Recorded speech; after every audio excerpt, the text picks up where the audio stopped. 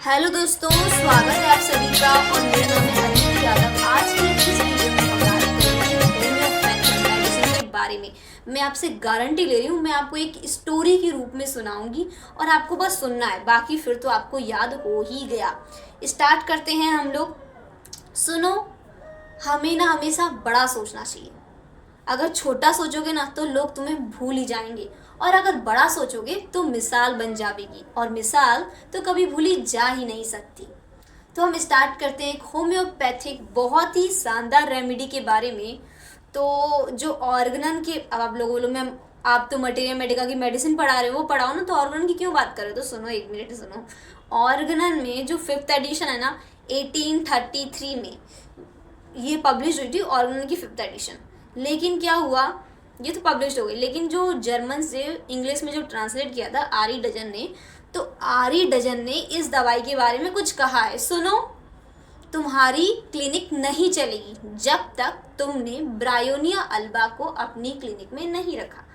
अगर नहीं रखोगे तो क्लिनिक चलने वाली नहीं है। क्यों नहीं चलने वाली? क्योंकि एक्यूट डिसीज के रूप में काम में आती है ये मेडिसिन। मान लो कि कोई इंसान है, वो सर्दी पड़ रही है तो सर्दी में बाहर घूमने गया और मतलब कि आया, तो उसको ना आज रात को घूमने गया था, मतलब फिर पता पड़ा कि उसे कल जुखाम आ रही है, जुखाम हो रहा है, छींकें आ रही हैं, खांसी आ गई, सूखी खांसी आ गई, तो आप आंख बंद करके ना उसे क्या दे दो? ब्रायोनिया अल्बा दे दो। मैं आपको एक स्टोरी के रूप में शुरू है इसका जो कॉमन नेम है वाइट ब्रायोनी है या फिर वाइल्ड होप है। इसकी जो प्रूवर थे नॉर्मली हैनिमन सर थे। इसकी जो फैमिली थी वो कुकुरबिटेसी फैमिली थी।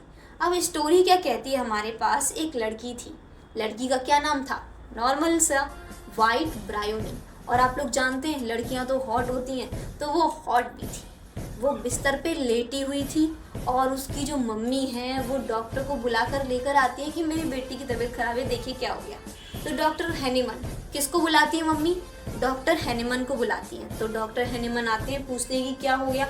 वो लड़की कुछ नहीं बताती, सिर्फ यस और नो में जवाब देती है। वो लड़की सर की तरफ देखती तक नहीं है, मतलब कि उसे ना मोशन में प्रॉब्लम होती है। तो इन सब को छोड़ो, एक बात याद रखो, की फीचर ब्रायने का जो पेशेंट होता है, इसे मोशन में बहुत ज़्यादा प्रॉब्लम होती है। अगर ये चलता है, हाथ वगैरह हिलाता है, तो उसका जो दर्द है और बढ़ जाता है। ये पहला की फीचर है। मोशन से तकलीफ होती है। अगर इसके जो जहाँ पे से दर्द हो रहा है, अगर उस जगह को हम लोग प्रेस कर दे, प्रेशर यानी कि उसे दबा दे, तो थोड़ा सा आराम मिलता है। अगर ये पेशेंट आराम करे तो उससे भी आराम मिलता है। और एक बहुत ही इंटरेस्टिंग फीचर इसमें लड़कियों जैसा गुण होता है। कौन सा गुण? मान लो कि इसने कोई, मतलब मान लो कोई इंसान है, उसने बोला कि मुझे चॉकलेट दे दो, और हमने उसे तुरंत चॉकलेट ला के दे भी दी ना, तो वो तुरंत मना करती है, नहीं चाहिए। मतलब कि चीज़ें ला के दे दो तो ये तुरंत मना कर देती है। मोशन से तकलीफ है भाई ने। और जब इसमें ना क्या होता है, इसके मरीज को बहुत ज़्यादा प्यास लगती है, बहुत ज़्यादा भूख लगती है, लेकिन ये इतना आलसी है कि बार बार पानी तो मतलब कि प्यास तो इसे बहुत लगती है, पर ये पानी पीता ही नहीं है। मतलब कि प्यास लगती है, बहुत ज़्यादा प्यास लगती है, पानी पीता है तो मतलब कि बहुत लॉन्ग इंटरवल में पानी पीता है, और बहुत ज़्यादा पानी पीता है, और ठंडा पानी पीता है। सुनो, अभी आप लोग मैम आपने तो हॉट पेशेंट कहा था, ब्रायोनिया के पेशेंट को। हाँ कहा था, लेकिन ये हॉट है, लेकिन फिर भी ये ठंडा पानी पी रहा है। तो यहाँ इंपॉर्टेंट बात है, ब्रायोनिया के पेशेंट को बहुत ज़्यादा प्यास लगती है, लॉन्ग इंटरवल में बहुत ज़्यादा पानी पीता है, वो भी ठंडा पानी पीता है। और इसमें हमारी विकेरियन मेनिस्ट्रल साइकिल, इपिकटेक्सिस। अभी इपिकटेक्सिस आपने पूछा, इपिकटेक्सिस मैं बता रही हूँ। तो सुनो, इपिकटेक्सिस मतलब क्या होता है? नाक से जो खून निकलता है ना, तो उसी कंडीशन को इपिकटेक्सिस बोलते हैं। ध्यान रखना, नाक से खून निकलता है तो उसे इपिकटेक्सिस बोलते हैं।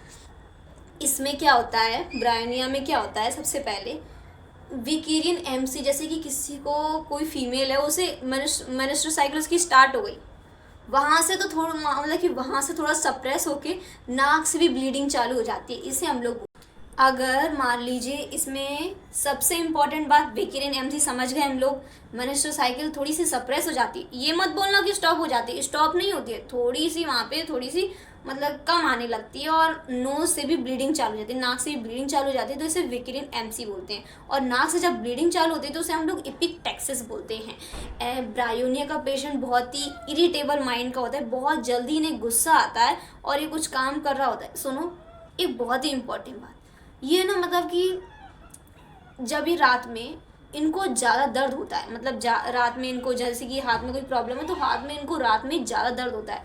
और सुनो, ये ना बोलते हैं कि मुझे घर जाना है, मुझे घर जाना है, मुझे घर जाना है, यही रट लगाए रहते हैं, लेकिन ये होते तो घर में ही है, फिर भी बोलते हैं मुझे घर जाना है, मुझे घर जाना है। तो ऐसे हैं ये पेशेंट।